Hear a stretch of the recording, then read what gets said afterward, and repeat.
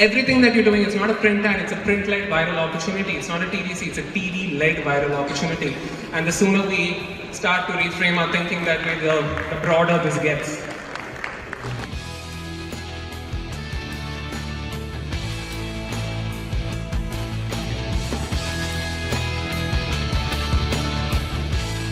So ladies and gentlemen, please welcome the ex-CCO of Dentsu Web Chutney and co-founder of Talented, PG Aditya. I think it was Kipling who wrote the poem, The White Man's Burden, sometime 19th, 20th century, not sure. I didn't know Kipling was a colonial apologist when I first read him in school. Very, very happy that a team of Indians, several years later, have kind of reclaimed what that phrase means. The white man does have a burden in the 21st century, but it's not to civilize the rest of the world, like Kipling imagined. It is to look inwards and civilize himself about the actions of his ancestors. This year, we helped him do that a little bit. The British Museum is a public institution dedicated to human history, art and culture. Come discover over 80,000 works from around the world here in London. You are now viewing the Greagle Shield. Captain James Cook was a British event. We're now looking at the Greagle Shield, which was taken from my people.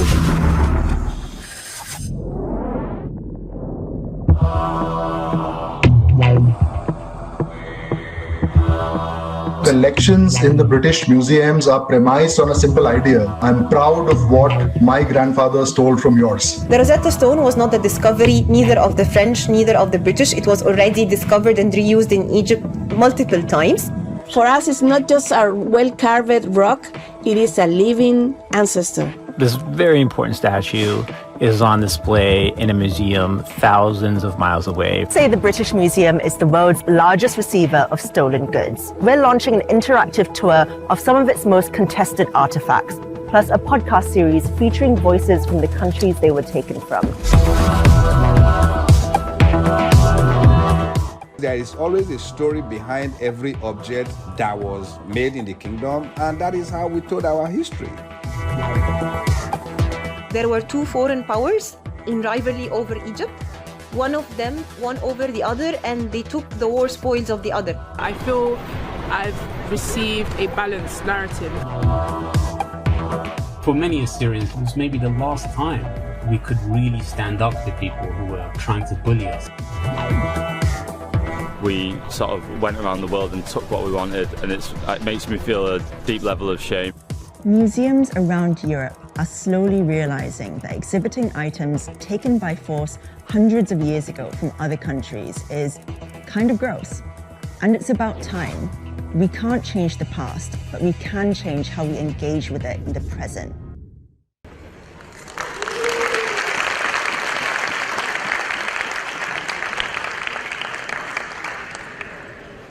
This is the overall timeline of events, of everything that happened to make this idea happen. And very, very quickly, I'm going to take you all through in the next 2 minutes, hopefully, across 55 bullet points about how this started, how it happened, some of the challenges that it faced, and the impact that it's made.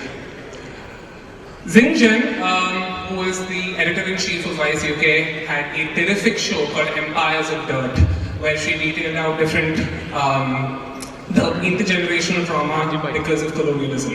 While watching one of the episodes, the idea dawned to actually teleport objects away from the British Museum.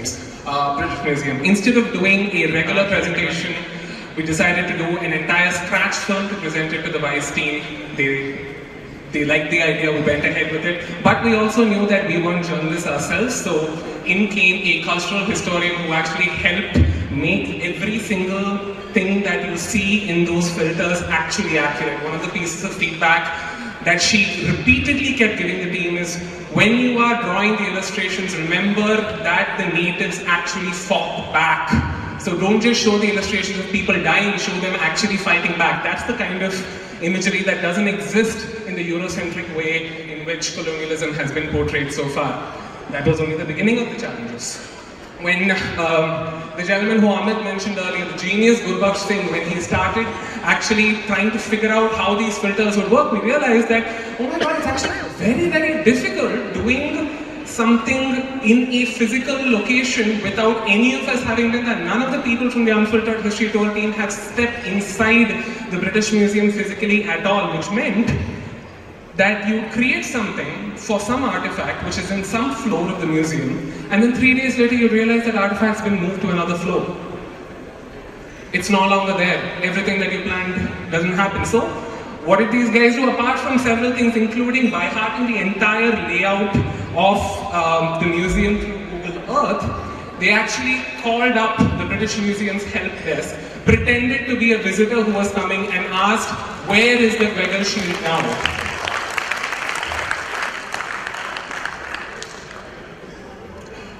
It didn't stop there. Another location into which another artifact had moved, there was too much sunlight coming from the other side, which meant that suddenly this filter wouldn't trigger it. The genius Gurbaksh Singh, who he spoke about earlier, did 3 different filters for 3 different weather conditions depending on whatever that day was like.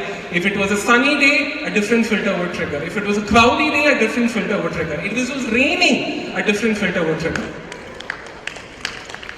It didn't stop there. After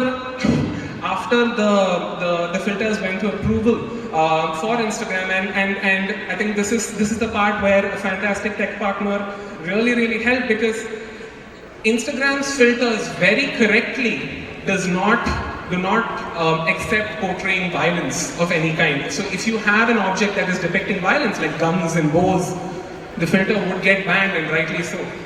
But because of allies in Meta who supported the discourse as well, we were able to fight through that and actually get it live. The best thing amongst all of this is, till date, the Unfiltered History Tour keeps being used through the British Museum's official Wi-Fi.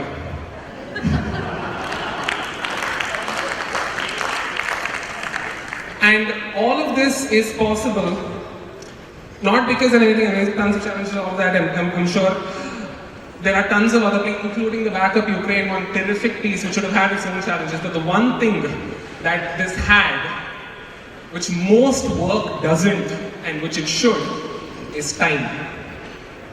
We weren't chasing a deadline.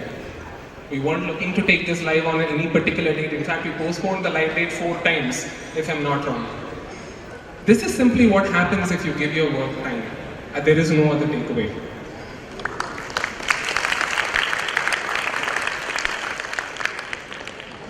Now for the next piece. Big businesses and brands that suffered during the pandemic found their way back, but the smaller stores still suffer. This lockdown has been a real tough phase of my life. I mean, I have seen bad days, but this was the worst. Last year we helped small businesses through Diwali. So this year we decided to bring it back. Presenting not just a Cadbury ad. This Diwali, we helped hundreds of small businesses by making India's biggest brand ambassador be their brand ambassador. इस दिवाली आप भी ना अपने पास वाले fashion नोवा emporium से ही कपड़ों की shopping करना। और फिर एम्पायर फुटवेयर, नाम तो सुना होगा ना। अपना स्टाइलिश चश्मा बगल वाले हेवन आई ऑप्टिशियन से ही लेना। सिद्धिविनायक इलेक्ट्रॉनिक्स से लेटेस्ट स्मार्टफोन खरीदकर धमाकेदार सेल्फी पोस्ट करना। क्या कर रहे हो? मीठा लाए कि नहीं? लाए हो ना यार, अपने पास वाले रोशन किराना से।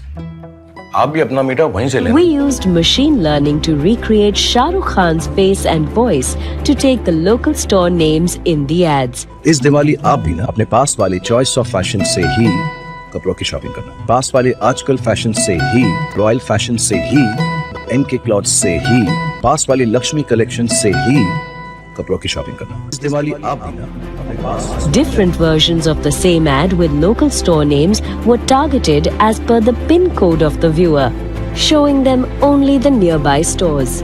But it is impossible to cover all the stores. So we gave the power to the people to create their own version of not just a Cadbury ad. Any small business owner could promote their stores through their own social media networks like WhatsApp forwards and other social media pages.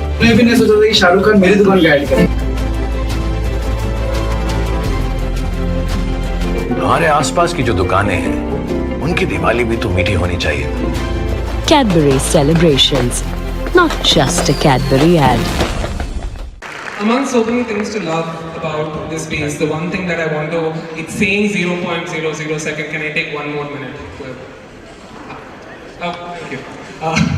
The thing that I think all of us as an industry should be really proud about the Cadbury's pieces. Ogilvy and Mondelez have shown us what happens if you have a long-term client-agency relationship. They're probably in the third decade of that. I don't have my math right. Probably the third or fourth decade of the relationship. It gets better. It gets better and better every year. So earlier I spoke about giving time to one campaign. They've given time to their whole relationship. See the kind of work it's produced. And now coming to just 3 takeaways. And this is probably one for our times. What ends up on social is social. When was the last time you all saw a fantastic newspaper ad on the newspaper and not on your Twitter timeline with everyone saying, wow, found this in the Economic Times today, what a great ad. When was the last time you saw a TVC on TV as much as going viral on social? Anything that ends up on social is social. Taking another example from Ogilvy and Cadbury's last year, their campaign for Good Luck Girls. That is technically a TVC, but in my mind that's a social campaign because that's where it ended up. And you saw it on social. If it ends up on social, it's social. If it ends up on digital, it's digital. So everything that you're doing, it's not a print ad, it's a print-led viral opportunity. It's not a TVC, it's a TV-led viral opportunity. And the sooner we start to reframe our thinking that way, the broader this gets. Stop using the phrase proactive ideas. What I mean by this is, the word proactive, the phrase proactive ideas itself has an inbuilt power dynamic in it. It means agencies are supposed to be reactive, they're only supposed to be responsive, they're supposed to be taking stuff in. And therefore, when you say something is a proactive idea, it almost, in an unsaid way, dictates everything from the kind of budgets that idea deserves, to the kind of time it deserves, to where it ranks in the priority of the job list, to whether it's only for awards or not for all of this. The Unfiltered History Tour, by all means, in that sense, was a proactive idea, but it wasn't treated that way. The phrase that I think we should begin using, which is the correct phrase that describes an equal relationship, is ideas where we brief the brand back. There are ideas where the brand briefs us, and where we brief the brand back. I think it's as simple as that. And the more we do that, the more proactive ideas would actually get respect, which is, let's face it, a lot of good stuff comes from that, and we can do better by that. And thirdly, credit generously.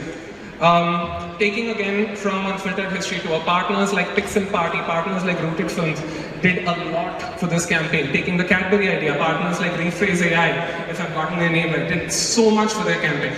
All pieces of digital work, none of them happen through one partner alone. I think we as an industry can do a whole lot better when we are clients, when the agency itself is a client working with an external partner. The better we credit the partners we work with, the better the work is. I don't just think that's a good thing to do, I think that's the only way to produce the kind of stuff that we've been seeing tonight. Thank you so much.